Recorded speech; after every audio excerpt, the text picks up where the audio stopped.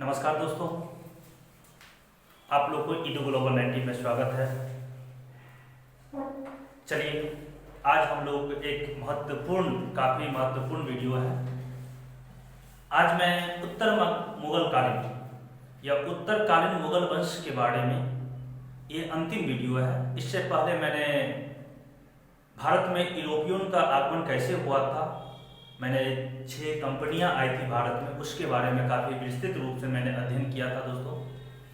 और अभी जो देख रहे हैं ये तीसरा वीडियो है उत्तर मुगलकालीन वंश के बारे में, जब औरंगजेब की मृत्यु हो जाती है तब, और अंत में जो मुगल वंश का अंतिम शासक बहादुर शाह जफर या बहादुर शाह द्वितीय तक का होता है, उसका मैं वीडियो नंबर 4, 5 और 6 में इस चीज़ का जिक्र किया हूँ। यदि आप यह वीडियो देख रहे हैं तो सबसे पहले उस वीडियो को जाके देखिए, तब जाके आप पूरे क्लियर समझ में आएंगे। तो चलिए, यहाँ पर टॉपिक का नाम लिखा हुआ आधुनिक भारत का इतिहास, उत्तरकालीन मुगल वंश, भाग 6, जो 1707 से लेके 1857 तक मुगल वंश का शासन करते हैं और 1862 में पूरी तरह से मुगल वंश समाप्त हो जाती है। उस वंश में कोई भी व्यक्ति नहीं बचते हैं, तो उसके बारे में अध्ययन करना है। तो चलिए, पार्ट 6 में उत्तर मुगलकालीन वंश का जो छठा शासक होते हैं, मुगल वंश का छठा शासक होते हैं वो अहमद शाह होते हैं, जो 1748 से लेके 1753 ईस्वी तक आप 54 ईस्वी तक शासन व्यवस्था को चलाते हैं। इसी बीच में क्या होता है, देखिए, इसके अहमद शाह के बारे में कोई बहुत सारी उपलब्धि नहीं है, उसके बारे में सिर्फ 2-3 लाइन है। इसके समय में गजाउद्दीन नामक वजीर का मतलब होता है प्रधानमंत्री। जिस तरह से अभी वर्तमान में हमारे देश के राष्ट्राध्यक्ष राष्ट्रपति होते हैं, उनके अधीन प्रधानमंत्री होते हैं, तो उसी तरह से शासक के अधीन उस समय वजीर होते थे। वजीर मतलब होता है प्रधानमंत्री, जो राष्ट्र के प्रमुख होते हैं वास्तविक रूप से। तो इसके समय में गजाउद्दीन नामक वजीर प्रधानमंत्री अधिक शक्तिशाली हो गया और वजीर ने मुगल बादशाह को अंधा कर दिया। मगर क्या, ये जो वजीर थे, प्रधानमंत्री थे, कौन? गजाउद्दीन। उसने क्या किया, जो मुगल वंश के जो शासक थे अहमद शाह, उसको अंधा कर दिया गया और जेल में डाल दिया गया। और कुछ समय के बाद गजाउद्दीन और आलमगीर द्वितीय ने मिलकर उसको हत्या कर दिया जाता है। तो सिर्फ उसके बारे में हम लोग को इस चीज की जानकारी रखना है।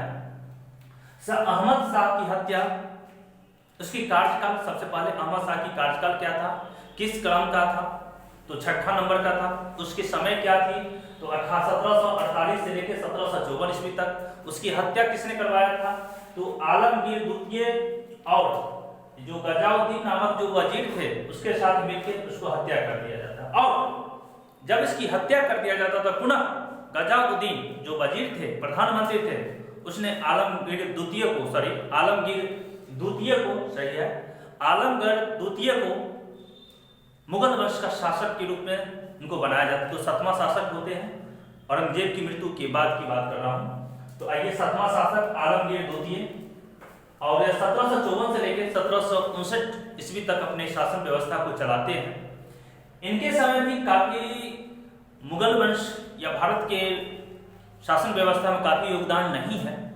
चलिए, इसके बारे में जानते हैं। इनके समय में ही बंगाल में 1757 की क्रांति युद्ध हुआ था दोस्तों। हम जानते हैं अंग्रेजों और सिराजुद्दौला जो बंगाल के शासक थे, कुछ गलतफहमी के कारण अंग्रेजों और उस समय लॉर्ड क्लाइव होते हैं सेनापति अंग्रेजों की तरफ से, और सिराजुद्दौला के बीच में युद्ध होता है प्लासी में, बंगाल के क्षेत्र में पड़ते हैं, और इसमें अंग्रेज पूरी तरह से विजय हो जाते हैं। तो पूछा जाता है 1757 की प्लासी के युद्ध के समय मुगल वंश के शासक कौन थे? तो हमारा आंसर होगा आलमगीर द्वितीय। वेरी इंपॉर्टेंट है। और 1754 से लेकर 1759 जो कि इसके बीच में समय आते हैं 1757, तो ये पूछा जाता है। सो प्लासी का युद्ध 1757, 23 जून 1757 का जो युद्ध हुआ था अंग्रेजों और बंगाल के शासक सिराजुद्दौला, वो उस समय मुगल वंश के शासक कौन थे? तो आलमगीर द्वितीय थे। वही है, इनके समय में ही बंगाल में 1757 की प्लासी का युद्ध हुआ था और गजाउद्दीन के सहयोग से ही आलमगीर द्वितीय बादशाह बना था। ये आलमगीर द्वितीय वो भी गजाउद्दीन के सहयोग से ही बना था और गजाउद्दीन ने आलमगीर को कुछ दिनों के बाद, 4-5 साल के बाद उसको गद्दी पर से हटा भी दिया जाता है, इसकी हत्या नहीं किया जाता है। तो आलमगीर द्वितीय के समय एक महत्वपूर्ण घटना घटा, पलासी का युद्ध 23 जून 1757 ईस्वी को हुआ था। वो किस मुगल शासक के समय में हुआ था? तो आलमगीर द्वितीय। उसको बैठाने वाला कौन था? तो गजाउद्दीन वजीर थे, और हटाने वाला भी गजाउद्दीन ही व्यक्ति थे। आइए, इसके बाद आलमगीर द्वितीय के बाद आलमगीर द्वितीय को हटाकर उसके ही समय में गजाउद्दीन ने ही अली सोहर, जो कि बाद में इसका नाम हुआ शाह आलम द्वितीय, को मुगल बादशाह बनाया गया था। तो वही पूछा जाता है, अली सोहर या मुगल बादशाह शाह आलम द्वितीय को किसने गद्दी पर बैठाया था? तो वही थे व्यक्ति गजाउद्दीन नामक व्यक्ति थे। तो चलिए, शाह आलम द्वितीय 1759 से लेकर 1806 लगभग 45 साल तक अपने शासन व्यवस्था को चालू करते हैं, और इनके समय में काफी परिवर्तन होती है, काफी लॉस भी होती है, मुगल वंश काफी कमजोर भी बन जाती है इसके समय में। तो चलिए देखते हैं कैसे चलते हैं। तो शाह आलम द्वितीय जो 1759 से लेकर 1806 तक मुगल वंश के शासक होते हैं, दिल्ली और दिल्ली के आसपास उसकी शासन व्यवस्था होता है। धीरे धीरे इसकी शासन व्यवस्था सिकुड़ते जाता है, उसकी गलत नीति होती है, और अंततः अपने ही रीजन में इनका समय जो होता है, दिल्ली में अभी जो वर्तमान में लाल किला देख रहे हैं ना, वो वहीं तक सिमट के रह जाते हैं। तो वही है शाह आलम द्वितीय 1759 से लेकर 1806 तक, और उसका जो मूल नाम होता है, ओरिजिनल नाम जो होता है, अली गोहर होता है। चलिए, शाह आलम द्वितीय का मूल नाम अली गोहर। शाह आलम द्वितीय के समय निम्नलिखित घटना संपन्न हुआ था, काफी इंपॉर्टेंट है। हम यहाँ पर 4-5 घटना का जिक्र करेंगे, और पूछा जाएगा कि ये घटना जो हुआ, किस मुगल बादशाह उस समय दिल्ली पे शासन करता था, या उस समय मुगल बादशाह कौन थे? तो चलिए, सबसे पहले 1760 में वांडीवास का युद्ध हुआ था अंग्रेजों और फ्रांसीसी के बीच में। 1760 याद रखेंगे, यहाँ से 2-3 क्वेश्चन है। वांडीवास का युद्ध कब संपन्न हुआ था? तो 1760।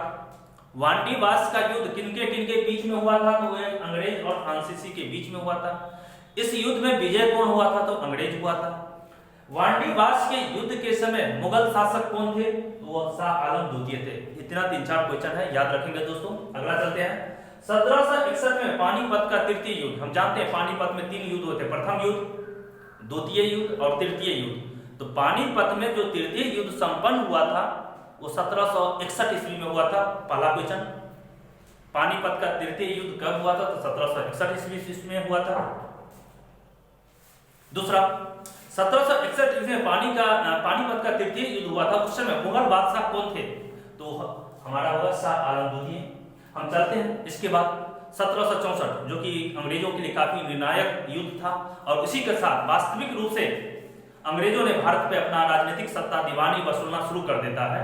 तो 1764 में बक्सर का युद्ध हुआ था, जिसमें मीर कासिम, अवध का नवाब और ये शाह आलम द्वितीय भाग लेते हैं, और अंग्रेजों एक तरफ और ये तीनों एक तरफ होते हैं, और अंततः अंग्रेज इसमें भी विजय होते हैं। और इसी के साथ एक होती है 12 अगस्त 1765। ये डेट बहुत ही इंपॉर्टेंट है। 1765 बहुत बच्चे याद रखते हैं। ऐसे 17 पूछा जाता है बक्सर का युद्ध कब हुआ था? तो 1764 में। ये बात आपको याद रखना होगा। और इसके बाद कुछ दिनों के बाद अगले साल 12 अगस्त, याद रखिएगा डेट, बीपीएससी के लिए काफी इंपॉर्टेंट है, या यूपीएससी ये एग्जैक्ट डेट पूछता है, क्योंकि 1765 का युद्ध लगभग सब बच्चे को याद रहता है। 1765 में इलाहाबाद की संधि हुई थी, मगर 12 अगस्त 1765 को इलाहाबाद का संधि संपन्न हुआ था, और अंग्रेजों की तरफ से लॉर्ड क्लाइव थे, और भारत की तरफ से मुगल शासक शाह आलम द्वितीय के बीच संपन्न होता है। और इसके तहत ही बिहार, उड़ीसा और बंगाल में दीवानी राजस्व वसूलने की अधिकार अंग्रेजों को प्राप्त हो जाती है दोस्तों। तो ये जो है 12 अगस्त 1765 का जो निर्णायक संधि होती है, इलाहाबाद की संधि होती है, इसी के साथ अंग्रेजों को एक अधिकार मिल जाती है। उस क्षेत्र में आप जमीन का जो वैल्यू, जो जमीन का जो टैक्स होता है, या कोई किसान खेती करता है तो उसका आप राजस्व, इसका जो टैक्स होता है अंग्रेजों को दिया जाएगा। इसी संधि के तहत होता है। तो 12 अगस्त 1765 को इलाहाबाद की संधि किनके, ये भी पूछा जाता है किनके बीच हुआ था? तो लॉर्ड क्लाइव और भारत की तरफ से रहते हैं, अंग्रेज की तरफ से लॉर्ड क्लाइव, और भारत की तरफ से रहते हैं शाह आलम द्वितीय। चलिए आगे चलते हैं। इलाहाबाद के संधि के अनुसार शाह आलम द्वितीय ने अंग्रेजों या ईस्ट इंडिया कंपनी को बंगाल, उड़ीसा और बिहार की दीवानी, जिसको भू राजस्व बोलते हैं, वसूल करने का अधिकार प्रदान कर दिया। यानी हमारे तरफ से शाह आलम द्वितीय ने 12 अगस्त 1765 ईस्वी को अंग्रेजों या ईस्ट इंडिया कंपनी को ये 3 महत्वपूर्ण क्षेत्र जो बंगाल का है, बंगाल, उड़ीसा और बिहार का दीवानी अधिकार या राजस्व वसूली करने का पूरा अधिकार दे दिया गया। लेकिन पुनः हम जानते हैं धीरे धीरे मुगल शासक कमजोर होता है और उधर दक्षिण भारत में मराठा मजबूत होता है और अंत में शाह आलम द्वितीय के समय में मराठा और मुगल शासक के बीच में दोस्ती होता है और उसके सहयोग से शाह आलम द्वितीय ने मराठाओं के सहयोग से जो इलाहाबाद का जो संधि था ना, उसको मानने से इनकार कर देता है, उल्लंघन कर देता है। तो वही कालांतर में शाह आलम द्वितीय ने मराठों से मिलकर इलाहाबाद की संधि को उल्लंघन कर दिया। पूछा जाता है शाह आलम द्वितीय ने इलाहाबाद को संधि को किसके सहयोग के, किसके माध्यम से उल्लंघन करता है, नहीं मानने से इनकार करता है, तो वो थे मराठों से मिलकर। आगे चलते हैं दोस्तों।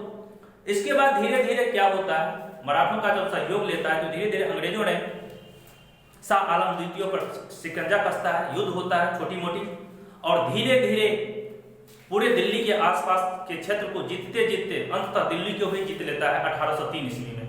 और पूरा अंग्रेजों का पूछा जाता है किस समय, किस काल में, किस ईस्वी को अंग्रेजों द्वारा पूरे दिल्ली पर अधिकार जमा लिया था 1803 ईस्वी में। और 1803 ईस्वी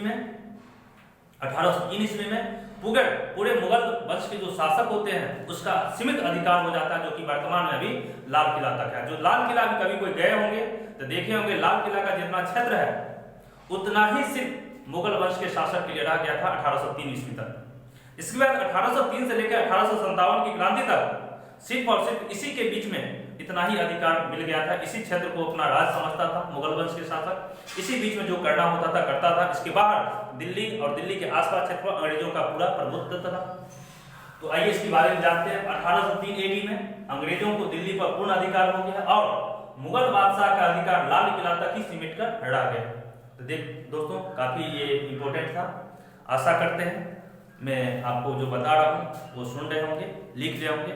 मैं बार बार कहता हूँ, हर एक वीडियो में कहता हूँ, सो एक प्रॉपर एक नोट बनाइए, कॉपी लीजिए, पेन लीजिए, और जो मैं बहुत सा बात इस पर लिखा हूँ, बहुत सा बात नहीं भी लिखा हूँ, मैं बोल रहा हूँ, उसको प्रॉपर नोट बनाइए।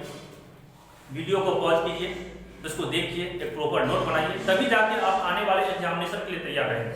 अदरवाइज सुनने से कोई फायदा नहीं मिलेगा। चलिए आगे चलते हैं।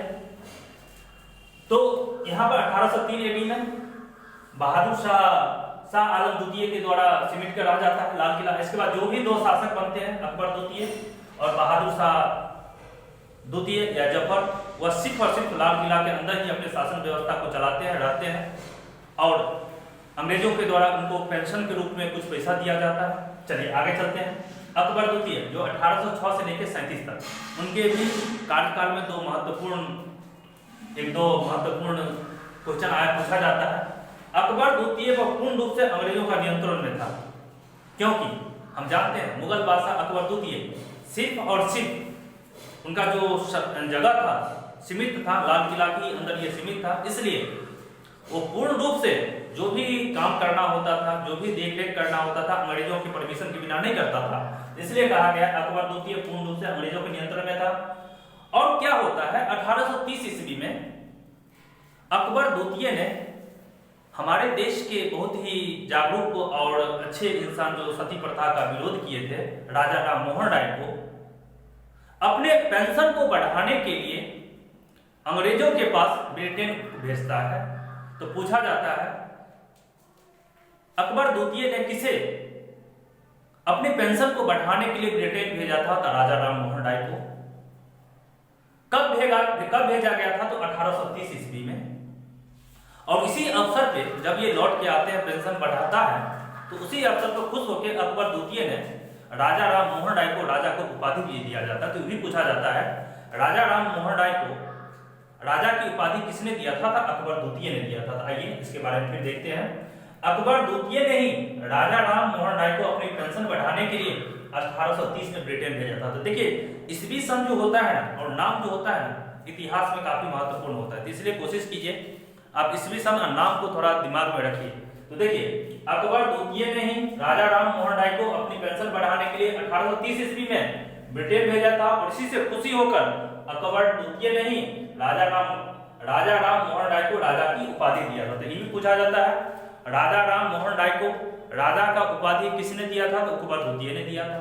अकबर द्वितीय ने कब राजा राम मोहन राय को अपनी पेंशन बढ़ाने के लिए ब्रिटेन भेजा था, तो 1830 में भेजा था। क्यों भेजा था, तो पेंशन बढ़ाने के लिए भेजा था। दोस्तों आइए, अंतिम मुगल वंश के जो शासक होते हैं वो बहादुर शाह द्वितीय या जफर कहा जाता है। इनके भी काफी रोचक इनके साथ घटना हुआ है। तो बहादुर शाह द्वितीय या बहादुर शाह जफर 10वां होते हैं, अंतिम होते हैं।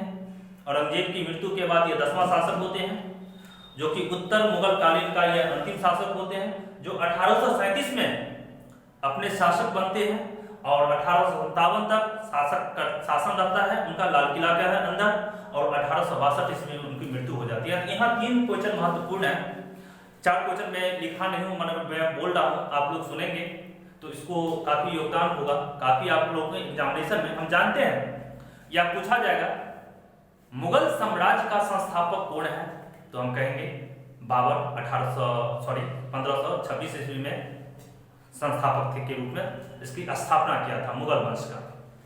फिर आइए हमसे ये पूछा जाए मुगल साम्राज्य का अंतिम शासक कौन था, तो हम कहेंगे औरंगजेब था। वहीं से मुगल साम्राज्य की धीरे धीरे विघटन होती है। ये पिक पॉइंट पे थे, औरंगजेब जब थे तो पिक पॉइंट थे, इसलिए हमसे पूछा जाए मुगल साम्राज्य का अंतिम शासक कौन था, तो हम कहेंगे औरंगजेब, जो 1707 तक था। 1707 में इसकी मृत्यु हो जाती है। इसके बाद ये हमसे पूछा जाए मुगल वंश का अंतिम शासन कब तक था। मुगल वंश का अंतिम शासन, वंश की बात कर रहा हूं, साम्राज्य की बात नहीं कर रहा हूं। मुगल वंश का अंतिम शासक कब तक रहा था, यानी शासन कब तक रहा था, तो 1857 तक, क्योंकि 1857 में अंग्रेजों के द्वारा बहादुर शाह जफर को कैद कर दिया जाता है। और ये फिर अगला क्वेश्चन, मुगल वंश का अंतिम वंश कब खत्म हुआ। मुगल वंश का शासक या शासन 1857 में खत्म हुआ था, मुगल वंश का शासन। मगर हमसे यह पूछा जाए मुगल वंश का अंतिम शासक की अंतिम शासक कब खत्म हुआ, यानी मुगल वंश कब खत्म हो गया, तो हमसे आंसर होगा 1862, क्योंकि 1862 में बहादुर शाह जफर को बर्मा, जो कि वर्तमान में म्यांमार है, उसकी राजधानी रंगनू में उसकी मृत्यु हो जाती है।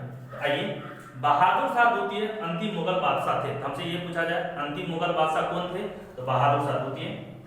बहादुर शाह द्वितीय को ही 1857 की क्रांति में भाग ले लिया था। हम जानते हैं 1857 में क्रांति हुई थी और जितने भी आंदोलनकारी थे वो दिल्ली पहुंच जाते हैं और बहादुर शाह द्वितीय के नेतृत्व में उनको नेता मान लिया जाता है 1857 की क्रांति में। लेकिन सुनियोजित तरीका से नहीं होता है, एक व्यवस्थित ढंग से नहीं होता है और वो हार जाते हैं। उसी के बीच में जब ये भाग ले लेते हैं तो उसी बीच में अंग्रेजों ने बहादुर शाह जफर को कैद कर लिया जाता है और उसके जो पुत्र होते हैं उसको गोली मार दिया जाता है।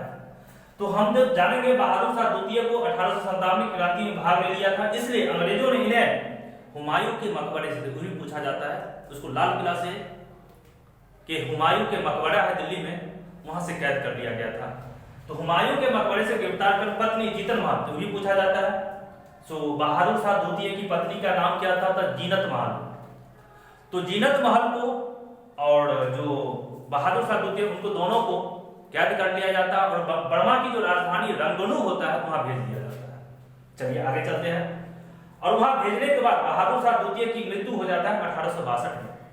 तो पूछा जाता है बहादुर शाह द्वितीय का मृत्यु कब हुआ था, 1862 में रंगनू में हुआ था और अंतिम मुगल वंश का बादशाह था और मुगल वंश की समाप्ति हो जाती है 1862 ईस्वी में। तो दोस्तों मैंने आपको जितना भी बताया इसका एक स्क्रीनशॉट ले लीजिएगा, एक प्रॉपर नोट बना लीजिएगा और इसी के साथ मेरा ये मुगल वंश, उत्तरकालीन मुगल वंश का अंतिम और छठा वीडियो था, भाग 6 था।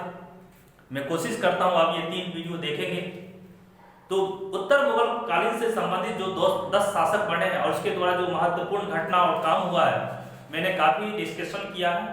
आप यदि इसको देखेंगे तो एक प्रॉपर नोट बनाएंगे और किसी भी एग्जामिनेशन में आप जाएंगे तो श्योरली यदि उत्तर मुगल कालीन से क्वेश्चन यदि पूछा जाता है तो 100% मैं विश्वास दिलाता हूँ ये क्वेश्चन जब पूछा जाएगा तो क्वेश्चन बनेगा ही बनेगा।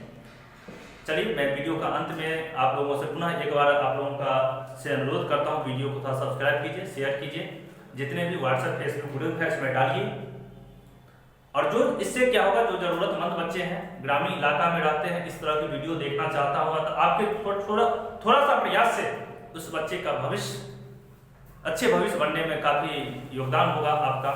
इसलिए और दूसरी बात, आप वीडियो को अंत तक देखें, मेरी बातों को सुने, कमेंट कीजिए क्या अच्छी है, क्या आपको कुछ गलत लगता है, कुछ कमी लगता है तो मुझे कमेंट कीजिए।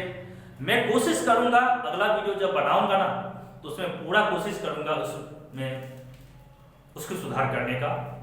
बहुत बहुत धन्यवाद, आप लोग कंटिन्यू वीडियो को देख रहे हैं। और मैं एक बात और कहता हूँ, यदि कोई आपका एग्जामिनेशन है आसपास तो मुझे बात कमेंट कीजिए, सर इस टॉपिक पे वीडियो बनाया जाए, तो मैं कोशिश करूंगा समय निकाल के आपके लिए उस टॉपिक पे काफी विस्तृत रूप से आपको इस पूरी वीडियो का कंसेप्ट दूं जो कि आपको आने वाले एग्जामिनेशन के लिए काफी बेनिफिट हो। Thank you very much.